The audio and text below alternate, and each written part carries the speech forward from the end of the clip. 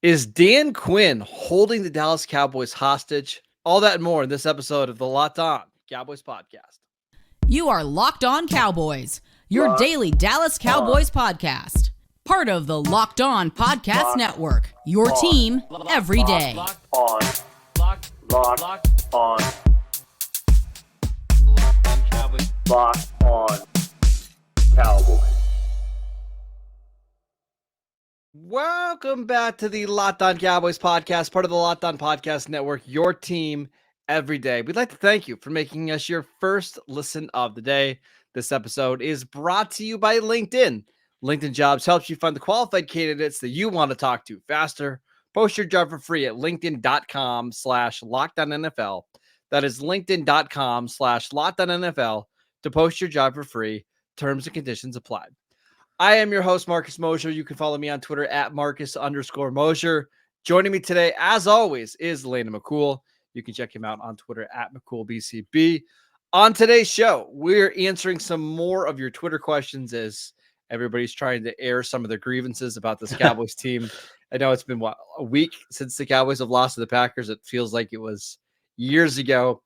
A lot of questions still going on, Landon. So let's get to the first one from Mark. He wants to know, is Dan Quinn holding the Dallas Cowboys back because he's still interviewing with all these teams for their head coaching job?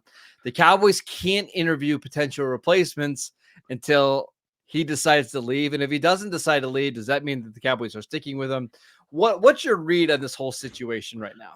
Well, real quick, just on the airing of grievances, a happy Festivus to all of us in reality. So I got my Festivus tree up and I'm ready to air some grievances. Okay. And to answer the question, like I think that absolutely Dan Quinn is holding the Cowboys hostage. I don't know if he's doing it on, purpose. He's not doing it on purpose. Yeah, no, not like a purposeful thing, but in the sense that the Cowboys can't go out and interview defensive coordinators until they know what the future is for Dan Quinn.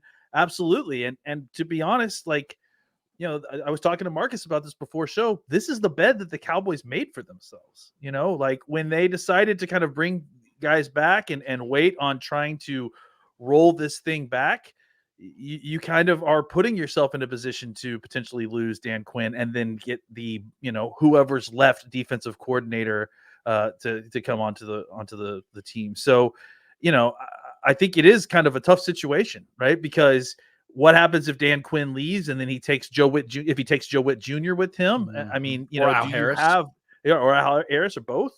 Is there anything in there that anyone left on the team that you feel confident that could take over the play calling duties or take, just kind of hopefully continue what the defense is doing, or if that's what you're looking to do? Otherwise, you don't really have options, or you will have options, but they probably won't be good options of street free agent defensive coordinators that'll be still available. I don't know, 2 weeks from now or whenever Dan Quinn decides to make a decision there. It could be a bad situation for the Cowboys if Dan Quinn, gets one of these jobs. So I think you and I are both assuming that Dan Quinn will get one of these jobs. He's just trying to decide which one to take. Is that the way you're feeling right now as we stand here on Monday? I feel less confident about it than I did before the game. But I still feel like, it's leaning more on the side of him getting hired than there's just so many jobs available. That's the other thing. Yeah, was it 8 or 9 jobs that were available? And he's like interviewed for like 5, Yeah. So it's like you have to feel like that one of those teams is going to like him enough to offer him the job. And then, the question just becomes like, does he take the job? Is he interested in taking the job? One of the reasons why I do feel like in some ways he is holding them hostage is because we're already seeing other teams interviewing defensive coordinators. Was it the Jacksonville Jaguars today hired Ryan Nielsen to be their new defensive coordinator? We saw the Eagles are interviewing Ron Rivera today to take that job. Wink Martindale, who's one of the top defensive coordinator options, he's been taking interviews as well. You do wonder, like, if the Cowboys have to wait, let's say it's Monday. We don't hear anything from Dan Quinn until next Monday. Senior Bowl practices start on Wednesday. Yeah. You might not have a defensive coordinator. And it's really hard to start scouting players when you have no idea what defense you're running, what type of players you want, and you have no idea who's going to be left on your staff, potentially on both sides of the ball, because I've got to believe that Dan Quinn is probably going to want to try to steal some offensive coaches as well. Maybe somebody to run that side of the ball, maybe promote somebody to be offensive coordinator. It's just weird to be this late into the year and have no idea what your coaching staff looks like. Yeah. And I mean, again, that's kind of it's a similar issue to what we talked about with waiting till late in the head coaching hiring cycle to make a decision there too, right? Like when you're hemming and hawing and dragging your feet. I mean, as much as we say that this is Dan Quinn kind of, not on purpose holding the Cowboys hostage, it's really the Cowboys' fault. Like if the Cowboys really wanted to move on this, they could let Dan Quinn go. They could go get another defensive coordinator. I think that, I don't know after like what happened in the playoffs, anyone would fault them for that necessarily, despite the fact that Dan Quinn is still getting head coaching interviews. But I think that, this is a situation that is not ideal for, making certain of who your defensive coordinator is going to be as early as possible, because you're leaving a lot of uncertainty up to Dan Quinn. And then if Dan Quinn, leaves to go somewhere else, then you're really in a situation where you're at the mercy of who Dan Quinn takes and what's left on the street. And that's not a great option, to be honest. No, I think you're going to see at least 4 to 5 coaches hired this week and then starting to build out their staffs.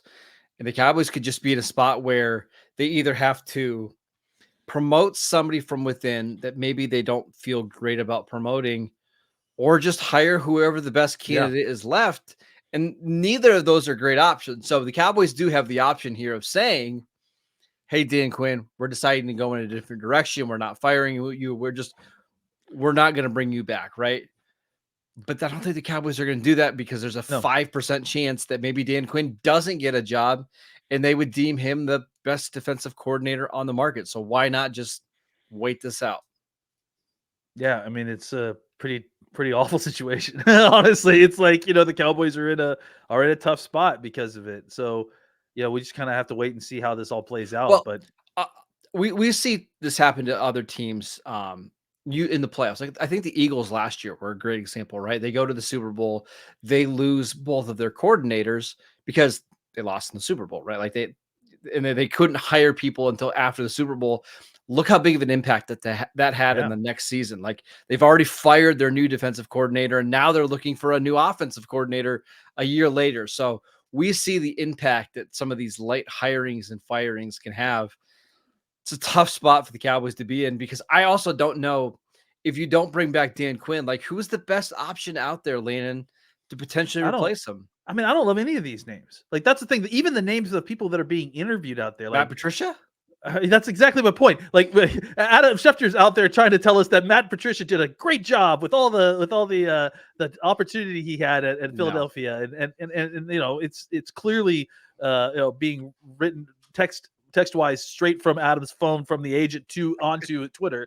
But it's like, it's Wink Martindale and Ron Rivera, like, who I think is fine, but it's like, these are all very well retreaded defensive coordinators who, maybe didn't have great years last year. So that's why they're available. Yeah, exactly. So that's why this situation is tough, right? And that's why head coaching, defensive coordinator, whatever, offensive coordinator, especially, you really have to move quickly, right? Because the best candidates go quickly. They get the job early. So when there's all this hemming and hawing about what you're going to do, you miss opportunities. And that's unfortunately what I feel like is going to happen here. Bring back Wade Phillips, run the defense. If he'd have us, I don't know. He's coaching in the new USFL XFL league. He's one of the head coaches, so maybe he'd come back. Yeah, maybe. Yeah, I doubt that he would want to come back for that. He's happy where. I mean, there are some names out there if you want to look at, like a Mike Zimmer.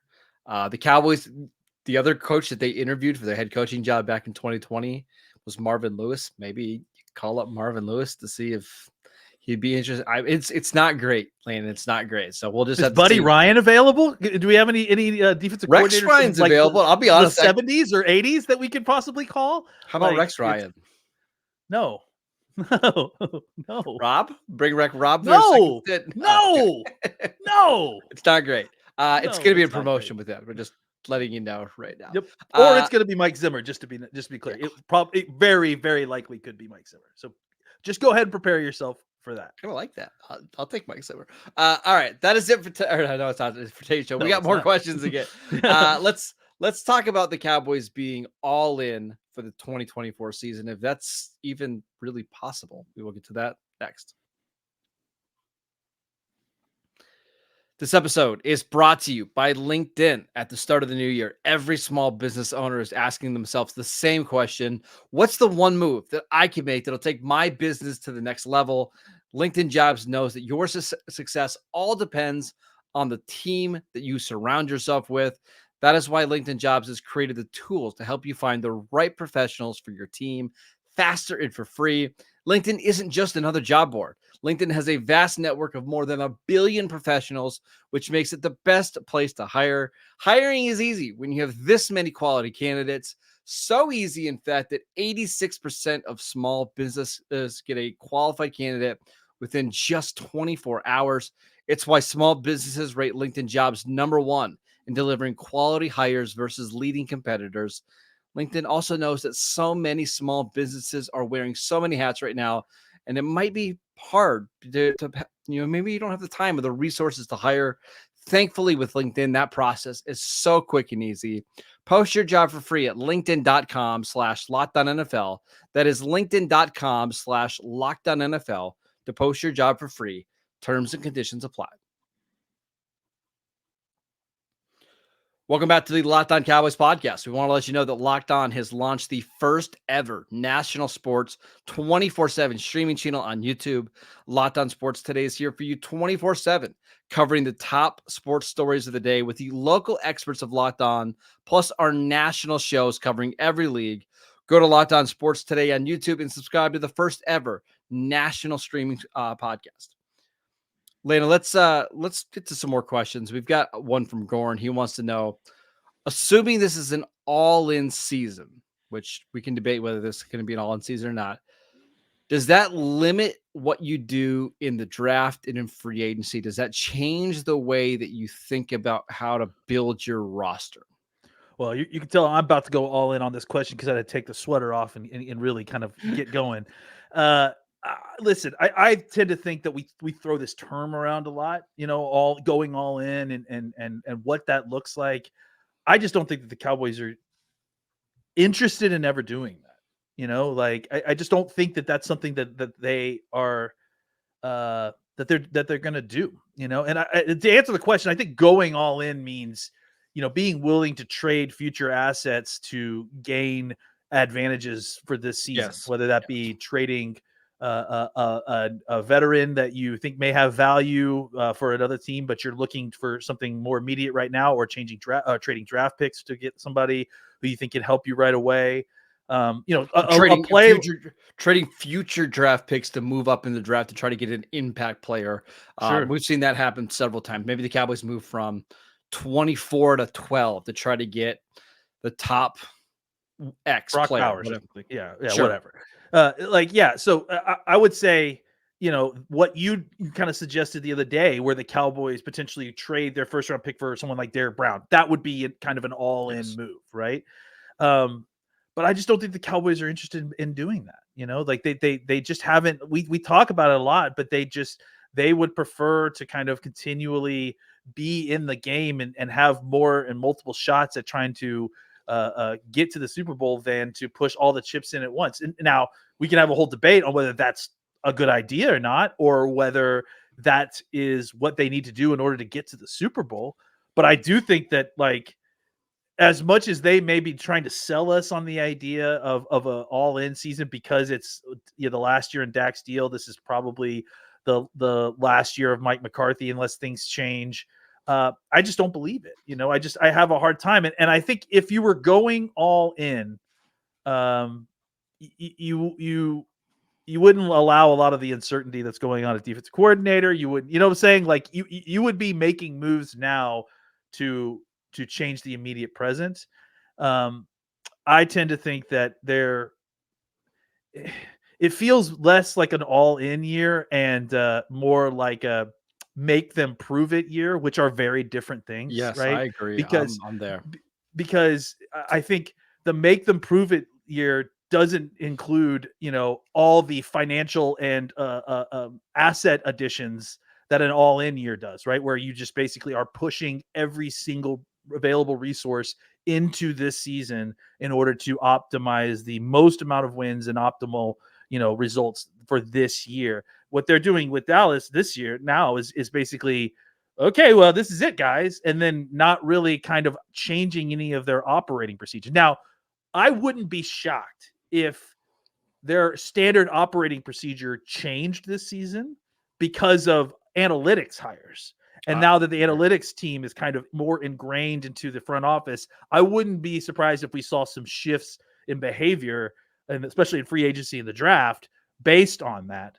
But I would be shocked if we did start to see a true all-in season, because the Cowboys haven't really shown any kind of willingness to do that. And also, I just don't know that they have the assets to do it. No. I just don't know that they have the ability to kind of go in all in the way that we would want them to.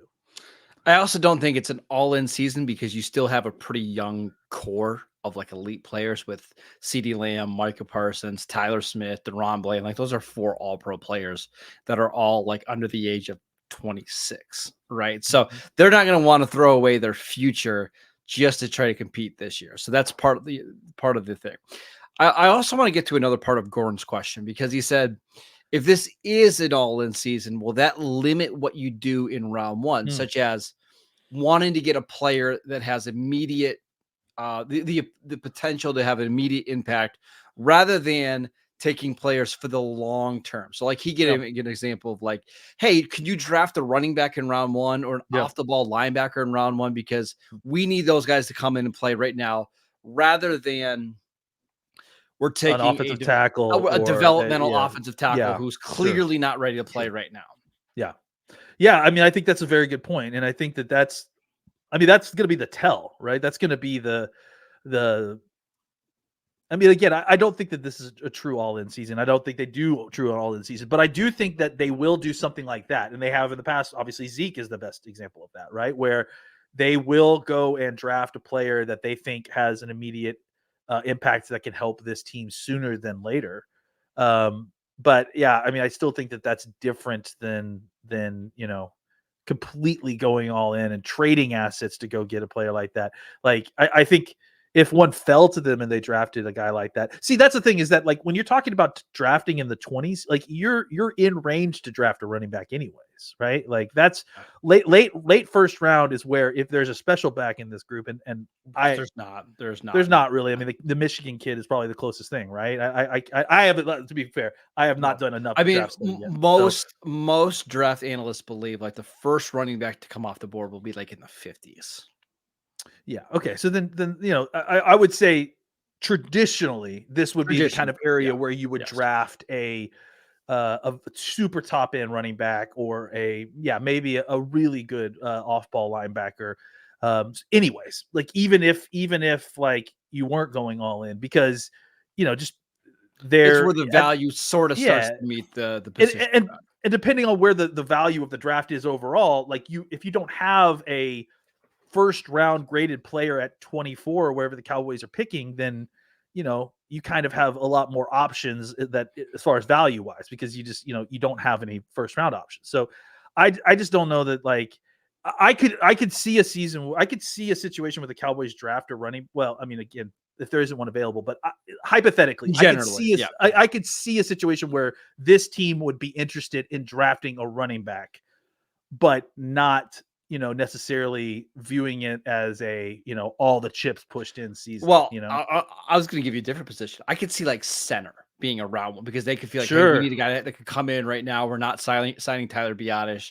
This is a guy that can start right away from us. Yeah, maybe he doesn't have the highest ceiling or positional value as other players, but it's a day one starter, and we need that right now.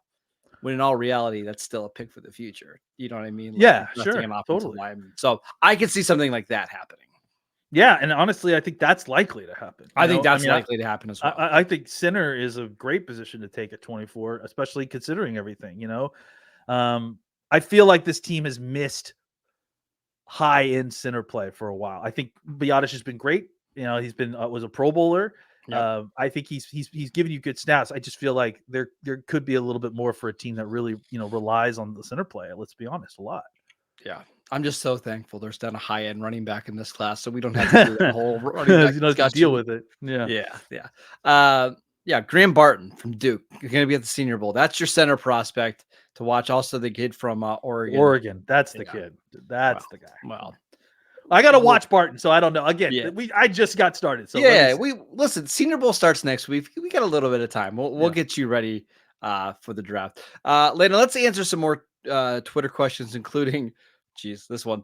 What's the biggest issue with the Dallas Cowboys right now? We will get to that next. This episode is brought to you by FanDuel. The NFL regular season is over and we're inching closer to the Super Bowl, but there's still time to get in on the action with FanDuel, America's #1 sportsbook. Right now, new customers can get $150 in bonus bets guaranteed when you place a $5 bet. That is $150 in bonus bets, win or lose. The app is so easy to use. There's so many different ways to bet, like live same game parlays. You can find bets in the new Explore tab. You can make a parlay in the Parlay Hub, the best way to find popular parlays, and so much more. So visit FanDuel.com/LockedOn and make your first bet a layup with FanDuel, the official partner of the NFL. Welcome back to the Locked On Cowboys podcast. We've got one more really good question from Caden, a longtime listener of this show. He wants to know, what's our biggest issue? Is it players? Is it coaches? Is it the GM? What do you think? Honestly, the first thing that came to my mind when you said that is, I think the biggest issue is that we don't know what the biggest issue is. Like, I kind of agree.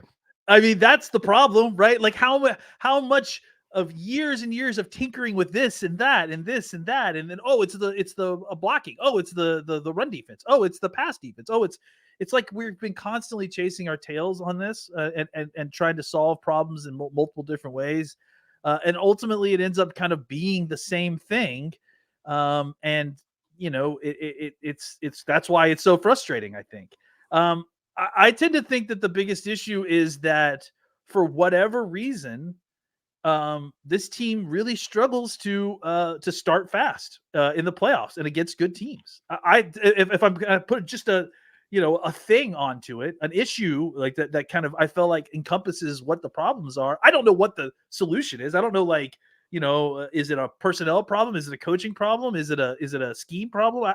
That's where it's difficult to parse. But if I'm having to tell you what my eyes are seeing, it's that, especially on offense, this team really, really has a hard time getting momentum going early in a game. And when the defense can't make the stops that are necessary to kind of keep it close, the games can get really far out of hand, even early in the game, and I think that's been a consistent problem for this Cowboys team. Sometimes they've overcome it. Sometimes they've found ways to come back. Like even the old Green Bay game from, what was it, 2017 or whatever year was, where they were down 21-3 and they came back and it was a close game. And we don't talk about the fact that they were down 21-3 early in that game. But to me, if you go back and watch these games, and it's not fun and it's difficult, but if you go back and watch them, it's a real slog early in these games. It's like it takes monumental levels of effort by the offense to even simply complete passes, to try to get first downs. Like this offense on against Green Bay, like I'm pretty sure that in the first two drives, Dak was like 2 for 5 for 5 yards and an interception. Like, and I think they went punt, interception on their first 4 drives. And I think, that's not killer. That's not necessarily going to, destroy you if you can have a defense that keeps, them out of the end zone and keeps it close. But unfortunately, neither of those things happen. So I tend to think that it's generally a problem with not coming out of the gate as strong as you need them to. I guess my question is, when was the last time the Cowboys in a big, important game came out strong and played exceptionally well early in the game? It feels like it's very rare, and that the more likely that even the wins the Cowboys do have against good teams, they come back, or they find a way. And I think Well, that's a dangerous way to live, to try to win. The right? Philly game this year at home, they took the opening ball, or they took the ball on the opening drive of the game and went down and scored a touchdown, and then they got to stop. I think they got a turnover in the next drive, and they scored a field goal or whatever. Like, they started really hot in that game. I'm gonna try not to lump the Jason Garrett Cowboys into the Mike McCarthy Cowboys, because they're totally different teams with totally different rosters. Similar results, though. Similar results. If you look at the McCarthy teams from 21, 22, and 23, they have more 20-point victories than they do like one-score victories. Now, that's not to say that blowout victories are bad, because of course they're not bad. But I do think there's a certain mental toughness that they lack to figure out a way to battle back when things aren't going their way. They tend to let things snowball a little bit. The Packer game in the playoffs was a perfect example. The Buffalo game this year was a perfect example. They could never get things to stop rolling downhill. And I don't know how you fix that. I don't know how you overcome some of that. And I'm sure, Landon, it's just by winning a bunch of close games and being in a bunch of these spots and overcoming, difficult starts. But you kind of just have to go out and do it before you can say you're good at it. I mean, that's the thing that's difficult about all this, right? Is that it's like, and I think that's the thing that's the most frustrating, is not to make it about us, but it's like, I think that's the thing that's most frustrating for you and I, is that we're going to have to do a whole off season of talking about the Cowboys. And ultimately, the proof is only going to ever be in the pudding.